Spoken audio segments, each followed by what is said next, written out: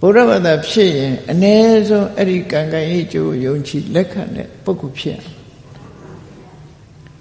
ကံကံဤကျိုးယုံကြည်လက်ခံတဲ့ပုဂ္ဂိုလ်မှရှေ့ကိုဆက်သွားလို့ရ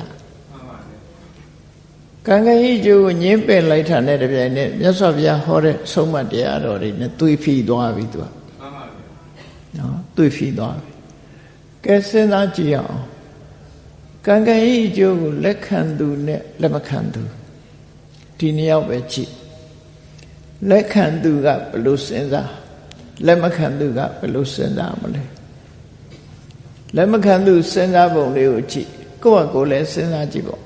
ငါကံကံဤအကျိုးလက်မခံဘူးဆိုရင်ဘယ်လိုလုပ်လဲ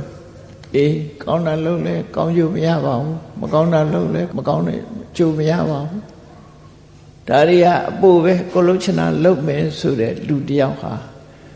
ကိုလှုပ်ချင်တာလို့ဆိုကြတယ်ကောင်းတာလှုပ်ချင်တာနည်းတယ်မကောင်းတာလှုပ်ချင်တာများအဲ့ဒီပုဂ္ဂိုလ်ရဲ့ဘဝကိုကြည့်လိုက်မယ်ဆိုရင်အကောင်းဘက်သွားမလားအဆိုးဘက်သွားမလားအေးကံကံဤကျိုးလက်မခံမှုဆိုကြတယ်အဆိုးဘက်ရောက်သွားတယ်